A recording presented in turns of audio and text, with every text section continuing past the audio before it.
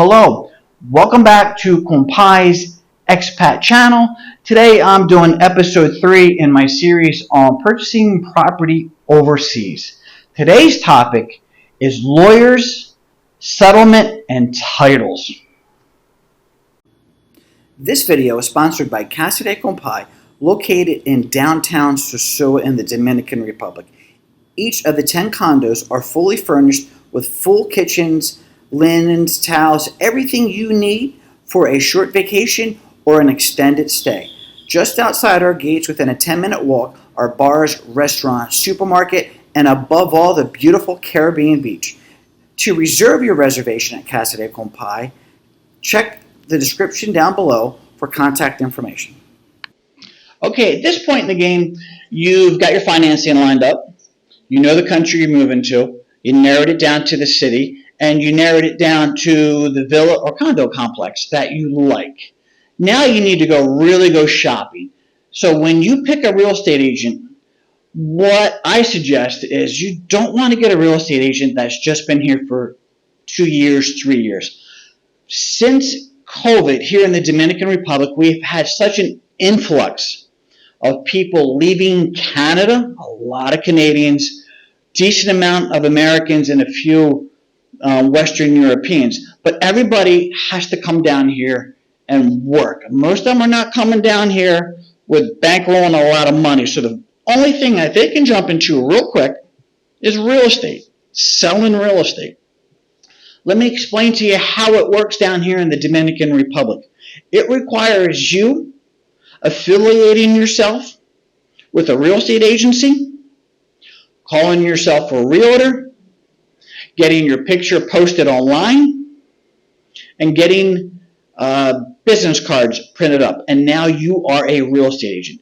There's no license here. There's no vetting. There's nothing. So people jump right into it. And my problem is not with anybody trying to move as an expat to another country to change their life. But when you're selling a service and people are entrusting you with understanding the community that they're buying in, I expect them to have the history and country to know what's going on. Let me explain with that. I made money in real estate since I was 20. I bought my first cottage Victorian, fixed it up myself. And from the time I was 20 until the time I was 50s when I did my last project, which was the villa I live in.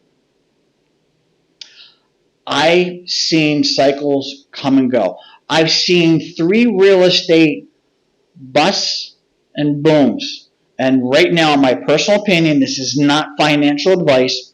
We are headed to the biggest real estate crash I've seen in my lifetime. So when the things get bad, especially overseas, you got to know where you're buying. Again, I've said it in episode 2. There's a reason I spend the money to live in a gated community, because it provides me a certain amount of safety. The people who have come down here post-COVID are selling real estate. They don't remember just how bad things were down here in the last downturn. They were bad. There were people walking away from properties in certain sections of Sosúa. There were certain areas you didn't want to be caught in. There were certain areas you would not buy in. These people have not seen the history of these areas going from being nice areas to the last downturn to where people are walking away from their properties. A lot of times you also get in these small little gated communities where there's only 6 or 7 units. It's really a loose-fitting gated community. It doesn't have as well entrenched rules and regulations. All it takes is for 1 or 2 homeowners not to pay their HOA fees, and then the first thing they get rid of that they can't afford is security at night. And then as soon as that happens, when things are tough, people are coming into those communities. If you're going to buy, make sure that real estate agent knows the important questions to ask. Is that HOA, or is that condo complex, and is that gated community, is it financially solvent? Do they have a nest egg? These are questions you've got to ask. Not only do you want the HOA rules and regulations, but you also want to know if they have an emergency fund. What do they do when somebody doesn't pay their HOA fees? How long does it take before the HOA puts liens on their property? Because when you have too many people who don't pay, that is the beginning of the end of that community. Because every gated community and every condo complex is a community within itself. Lawyers. Just don't go with the lawyer that speaks great English. Obviously, you want to be able to communicate with them. The real estate agent the real estate agent who's affiliated with that agency should have a good lawyer on staff. It's not a bad idea to hire your own attorney on the side to oversee everything. It's not that expensive. And at the end of the day, if it costs you another $1,000 to oversee your purchase of something that's going to cost tens of thousands of dollars or hundreds of thousands of dollars, why not? The other thing is titles.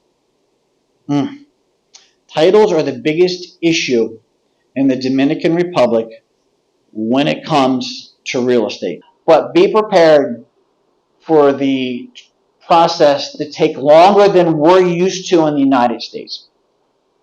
In the States, you go to settlement, boom, at settlement you get a quick claim deed, and you also have title insurance. Doesn't happen down here. So what I suggest you do is, if you're serious about buying, especially a villa, condos is easy.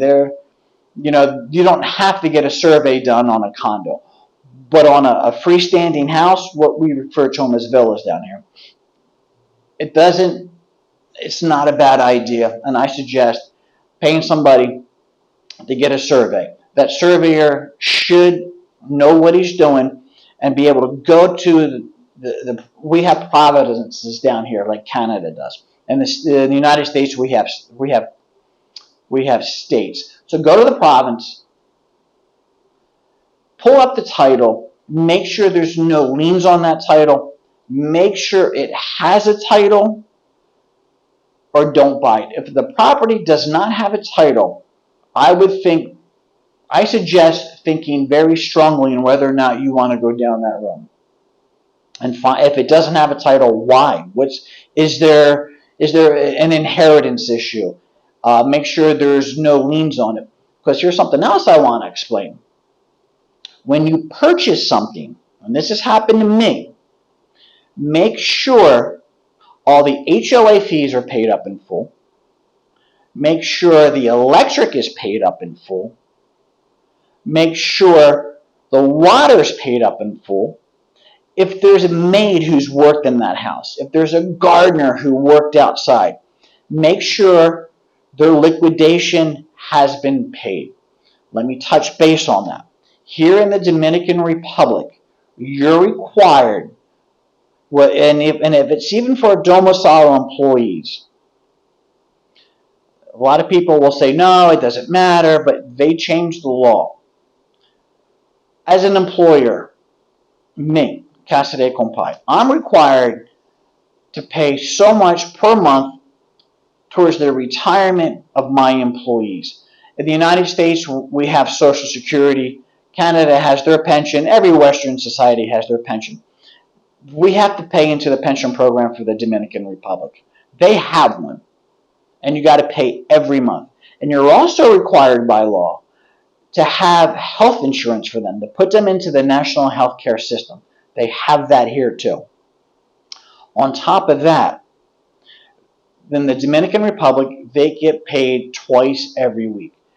This messes people up. And in fact, I'm going to do a whole video on just employees because this gets people in a lot of trouble. They get paid twice a month here. So there's 12 months a year. You get paid twice a month. That's 48 weeks they're getting paid for. But there's 52 weeks in the year. If they work from January 1st until December 31st, they've worked 4 months out of the year that has that fifth week. That's when they get paid that in the second week of December. A lot of people refer to it as the Christmas bonus. It is not a bonus. That is their wages they worked for. You're required to hold on to it and pay that to them in December.